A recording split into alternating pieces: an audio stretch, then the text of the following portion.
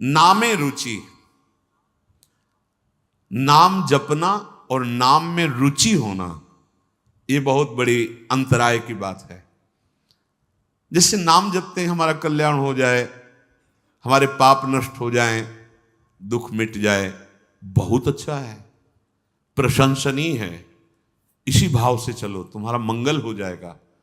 पर यहां जो कह रहे हैं वो इस भाव का नहीं कि पाप नष्ट हो जाए, हमारा दुख मिट जाए, नहीं, ये रुचि।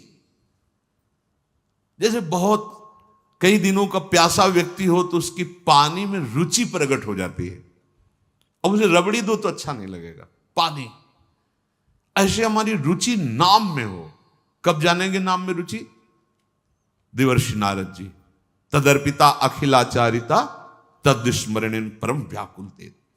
हमारा हृदय अगर नाम छूटने लगे तो व्याकुल होने लगे तो जान लो।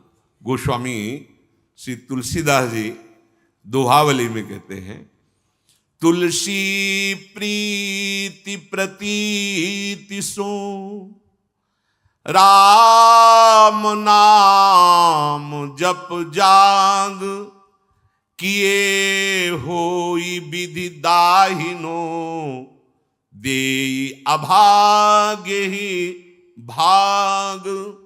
सब परेशान है, मेरा भाग्य बड़ा दुखद है, मेरे भाग्य में क्या लिख गया। जैसे लोग चल पूरा जीवन हो गया दुख भोगते हुए, ये गोस्वामी जी कह रहे, तुम मेरी बात पर विश्वास करो, इसी विश्वास से प्रेम प्रकट हो जाएगा। यदि तुमने नाम जप रूपी यज्ञ शुरू कर दी तो तुम्हारे जो भाग्य में लिखे हुए अंक है ना, दुख देने वाले, महान संकट, विपत्ति, पराजय, हम बहुत प्रयास करते हैं लेकिन सफल नहीं हो पाते। हम ऐसा, तुम्हारा प्रयास ही क्या है? असत प्रयास। कहीं गंदे जल से हाथ तुम पवित्र कर सकते हो क्या? असत प्रयास से असत कर्मों को काटकर उन्नति को प्राप्त हो सकते हो क्या? नहीं। तो सत प्रयास करो। क्या सत प्रयास? बोले राम नाम जप जाग, जप यज्ञ, नाम जो हमारे प्रभु का नाम है, आप उसे क्या होगा? बोले तुम्हारे पहला काम करेगा, भाग्य पलटेगा तुम्हारे। जो तुम्हारा भाग्य बन चुका है ना, महान दुख भोगना, बार बार क्लेश, शांति, ये नाम जब तुम्हें प्रदान करेगा। किए होई विधि दाहिनो, दे अभागे ही भाग। जो हमारे प्रतिकूल सब कुछ है ना, वो सब दाहिने अनुकूल हो जाएगा, केवल नाम जप करके देख लो। ऐसे भाग्यवान बन जाओगे कि तुम जिसे देख लोगे, छू दोगे, उसके वाम भाव सब नष्ट हो जाएंगे। धर्म विपरीत आचरण, धर्म विपरीत भाव नष्ट हो जाएंगे। जल थल नभ गति अमित यति, अग जग जीव अनेक, तुलसी तो से दीन कहां, राम नाम गति एक। चराचर जीव असंख्य है, सबकी अलग अलग चाहत है, गति है। किसी की जल में बहुत गति है। अब तैरना नहीं आता तो आपका शरीर पूरा हो जाएगा जल में, लेकिन मछली, कछुआ, मगरमच्छ, इनकी तो गति है, उसी में आनंदित रहते हैं। किसी की पृथ्वी में गति है, किसी की आकाश में गति है, पर मेरे जैसे की गति तो एकमात्र केवल नाम गति है। समझो, भाव कह रहे हैं कि जैसे जलचर जीव जल में ही केवल सुखी रहता है, थलचर थल में, वायु वाला वायु में, तुलसी का सुख क्षेत्र तो केवल नाम है, नाम। श्री हरिवंश नाम नित कहो, नाम प्रताप नाम फल लहो, नाम हमारी गति सदा। रसना सापिनी बदन बिल, जे न जपहि हरि नाम, तुलसी प्रेम न राम सो, ताहि विधाता बाम। ये सांप की जीभ की तरह लप लप लप लप जा, ये खा लूं, ये बोल लूं, ये प्रपंच कर लूं। ये सर्पिणी के समान जीव है और ये शरीर, ये मुख एक बिल के समान है। यदि तुमने अपनी जिह्वा से हरिनाम जप नहीं किया तो जितनी अनुकूलता लिखी भी है वो सब प्रतिकूलता में बदल जाएगी।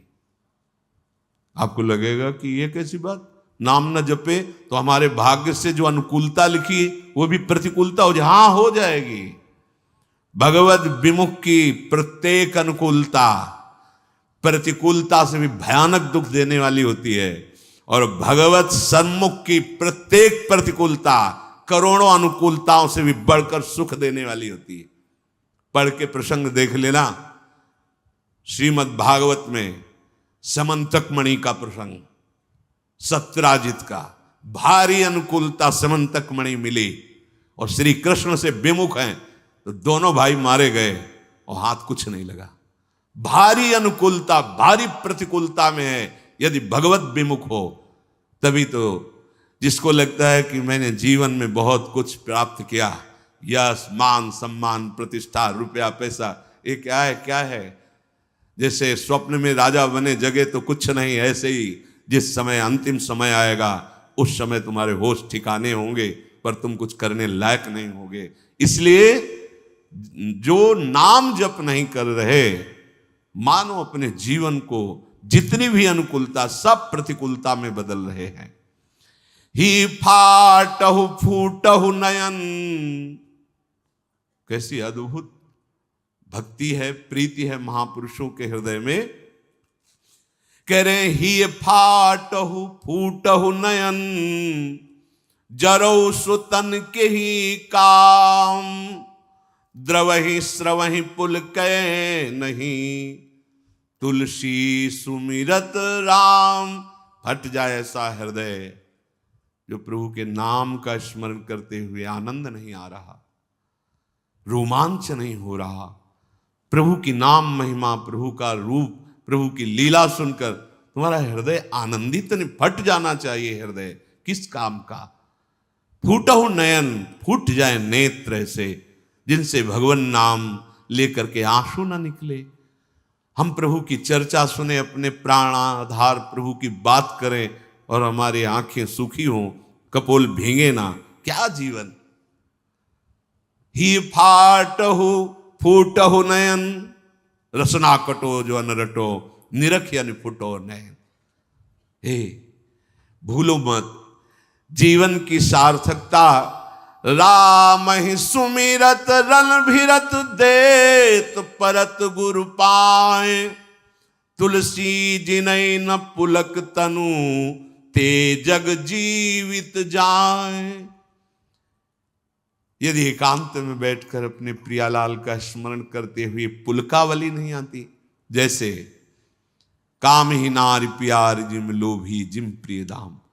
कामी पुरुष एकांत में बैठकर जब उसका चिंतन होता है तो सामने कामिनी का रूप होता है और अपने उसी चिंतन में पुलकित हो रहा है। ऐसा ही प्रेम हमें प्रभु से हो जाए। जैसे एक लोभी पुरुष, धनी जो कंजूस स्वभाव का है, अपने धन का चिंतन करके बड़ा सुख अनुभव करता है। इतना बैंक बैलेंस, इतना और जोड़ लेंगे, इतना, कम से कम इतना हमें नाम में प्रेम हो जाए। गोस्वामी जी कह रहे, जो गुरुदेव भगवान को प्रणाम करते समय, प्रभु का नाम सुमिरन करते समय और दूसरे की सेवा का अवसर आने के समय उत्साहित नहीं हो जाते हैं, एक प्रफुल्लता, अहो भाग्य, गुरु चरणों में प्रणत होने का सौभाग्य, अहो भाग्य, आज इस बीमार शरीर की सेवा करने का सौभाग्य, अहो भाग्य, आज हमें भगवत यश गाने का सौभाग्य, नाम कीर्तन करने का सौभाग्य। बोले जिनके ऐसे समय में पुलकावली नहीं आती, आनंद नहीं आता, तो धिक्कार है उनके जीवन को, वे जीवित मृत के समान है। नाम, जीवे दया, नामे रुचि और वैष्णव सेवा।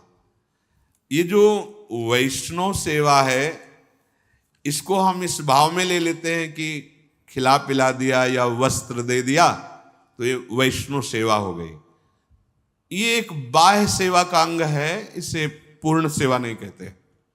जैसे वैष्णव सेवा, तो एक दो ऐसे भगत की, फिर हम एक दिन रोज एक संत का बना के दे, ये बाह्य सेवा है। अच्छा है, करो, भगवान तुम्हें दिए हैं तो ऐसा बका। पूर्ण सेवा इसे नहीं कहते। पूर्ण सेवा, ध्यान से सुनिए, पूर्ण सेवा होती है जब हम किसी भी संत महापुरुष की आज्ञा के अनुसार अपने जीवन को चलाते हैं। अगर हमारा संग अच्छा, वो संग केवल मनुष्य शरीर का ही नहीं, वो वस्तु का हो सकता है, वो स्थान का हो सकता है, खान पान का हो सकता है, साहित्य का हो सकता है, दृश्य का हो सकता है, इंद्रियों का हो सकता है, अच्छा या बुरा संग। वैष्णव सेवा का तात्पर्य है किसी एक महापुरुष के वचनों को अपने जीवन का आदर्श मानकर इन सब संगों का त्याग कर दे, उसे सत्संग कहते हैं। क्या संग? वस्तु, खान पान, स्थान, साहित्य, दृश्य, इंद्रिय चेष्टा, जो हमें प्रभु से विमुख कर दे, वो वस्तु, वो खान पान, वो दृश्य, वो साहित्य, वो संग, वो स्थान, वो बुरा है, वो असत संग है। वो कोई भी हो, किसी भी वेश में हो। बहुत ध्यान से देखना, वैष्णव सेवा का तात्पर्य है किसी भी महापुरुष के, उसके वचनों के अनुसार, क्योंकि हम सबके वचन तो एक साथ पालन नहीं कर सकते, तो किसी एक महापुरुष को अपना आदर्श प्रत्येक उपासक मानता है।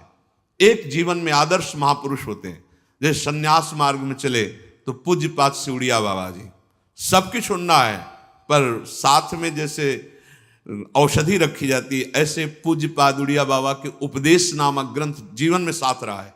ब्रह्मचर्य से लेकर सन्यास मार्ग तक जीवन, कहीं भी तो वो तत्काल सिद्धांत उसको सामने नहीं, गलत, बाबा ने सब बाबा के वचनों। और जब भक्ति मार्ग में कदम उठा तो पूज्य भाई से ही श्री हनुमान प्रसाद पोद्दार जी महाराज, आदर्श, एक भी शब्द का आज तक कोई संशय नहीं। भाई जी के वचन, पूज्य पाद उड़िया बाबा। और जब नित्य विहार रस तो पूज्य सदगुरुदेव भगवान। एक भी आचरण, एक भी सेकंड के लिए विश्ववर संग रहे, कहीं कोई शास्त्र प्रतिकूल आचरण नहीं। मेरे गुरुदेव इसलिए कह रहा हूं, ऐसा नहीं। भगवत कृपा से बचपन से बड़े बड़े संतों का संग हुआ। नित्य विहार रस की उपासना की सर्वोपरि ऊंचाई पर पहुंचे हुए महापुरुष, और एक सेकंड के लिए कभी शास्त्र से विपरीत आचरण नहीं देखा। सदगुरुदेव भगवान परम मकिंचन प्रिय हरि के रे, सहचरी भाव में स्थित महा।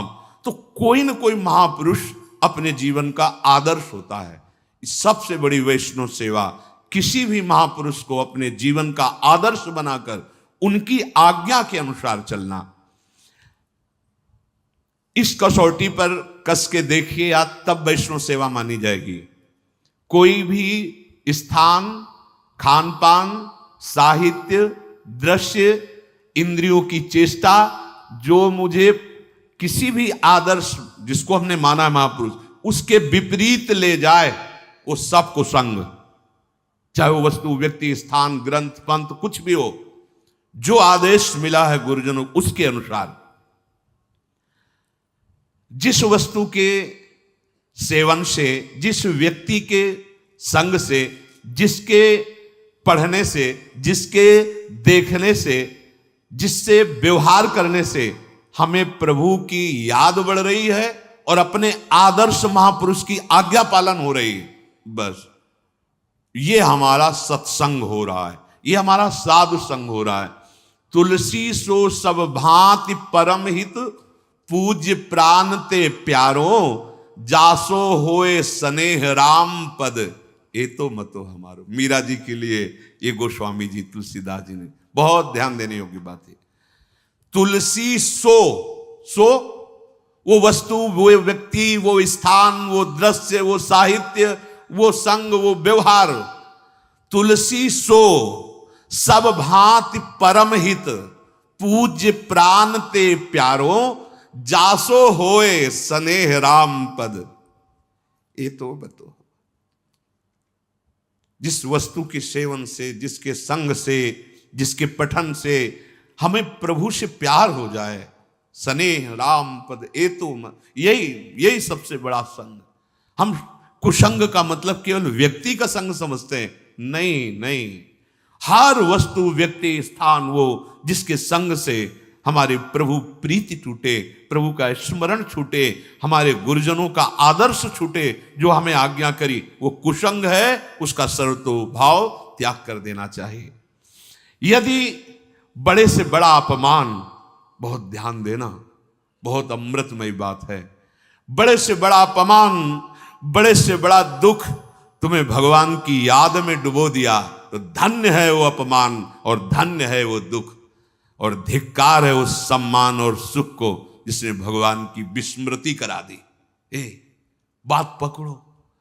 तुलसी सो सब भांति परम हित, पूज्य प्राण ते प्यारो। वही प्राणों से प्यारा, मनो भयानक दुख है, लेकिन राधा राधा राधा तो बलिहार है इस दुख की, जो राधा राधा रटा रहा है। बलिहार है उस तिरस्कार, अपमान, निंदा की, जिसने मुझे भगवान का मार्ग दे दिया, और धिक्कार है उस सम्मान और दुलार और उस प्यार को जिसने प्रभु से विमुख करके भोगों में फंसा दिया। बात को समझो। साधु सेवा या गुरु सेवा या वैष्णव सेवा का अर्थ क्या है? उनकी आज्ञा पर चलना, और उनकी आज्ञा से हमें कोई गिरा दे, वो कोई भी हो। आप कहें सतबार महेशु, तजो न नारद कर उपदेशु। ये है साधु सेवा, ये है वैष्णव सेवा। यदि बड़ा से बड़ा दुख हमें हमारे प्रभु हरि के चरणों में बैठाल दे, तो इससे बड़ा सुख क्या हो सकता है? और सच्ची मानो, ये दुख ही एक औषधि ऐसी है जो एक रास्ता खोलती है हरि का, लेकिन माया ऐसे बंद रखती है और इधर ही भटकाती।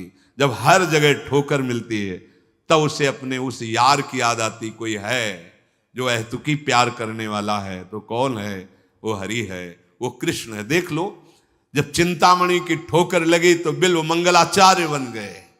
हाँ, जहां आसक्ति होती है और वहां अपमान और तिरस्कार मिलता है, तो हरि का दरवाजा खुल जाता है। आ जाओ मेरे पास। कितने कृपालु हैं। मुझे हृदय से उस परिस्थिति का, उस दुख का, उस अपमान का स्वागत करना है जो मुझे प्रभु की याद में डुबो दे। संसार का बड़ा सा बड़ा सम्मान, भोग, वैभव जो मुझे प्रभु से अलग कर दे, तो जरऊ सो संपत्ति सदन सुख, सुहृद मातु पितु भाई, सन्मुख होत जो राम पद करई न सहस सहाय। आग लगे ऐसी संपत्ति में, ऐसे सम्मान में, ऐसे पद में और ऐसे प्यार दुलार में, चाहे वो कोई भी हो, जो मुझे मेरे भगवान से विमुख कर दे, तो आग लगे ऐसे संबंध में। जरऊ सो संपत्ति सदन सुख, भारी से भारी संपत्ति, भारी से भारी गृह सुख, और सुहृद मातु पितु भाई। प्रहलाद जी पिताश्री कह के साष्टांग प्रणाम किए थे हिरण्यकश्यप को। जब वो हरि का द्रोह करने लगे तो दैत्यराज कह के संबोधन के, दैत्यराज, बिल्कुल भय नहीं।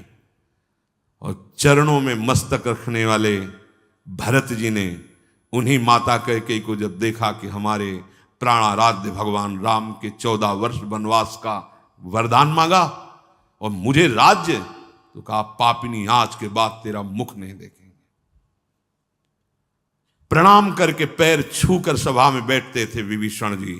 जब राम द्रोही देखा, चल पड़े, अब तेरा विनाश निश्चित है। और ललकार करके समरांगण में युद्ध किया। रामादल की तरफ से रावण से युद्ध किया कि नीच पापी, ऐसे शब्दों का संबोधन किया जो विश्व प्रतापी रावण विभीषण जी ने से। परम पूज्य गुरुदेव का पद होता है, जब वामन भगवान के समर्पण के लिए रोक दिया तो गुरुदेव की बात छोड़ दी और भगवान की बात को तजु पिता प्रहलाद विभीषण बंधु भरत महातारी गुरु बल तजु कंत ब्रज बनितन भे मुद मंगल जरौ सु संपत्ति सदन। इस बात को अंदर समझो। वो विपत्ति गले लगाने लायक है जिसमें याद आवे राधा राधा राधा। अब तो आपके सिवा कोई नहीं रहा।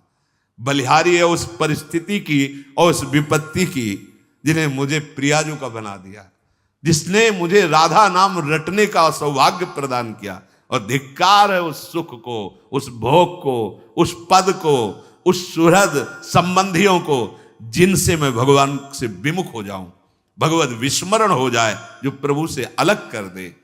जरौ सु संपत्ति सदन सुख सुहृद मातु पितु भाई सन्मुख होत जो राम पद करे न सहस सहाय।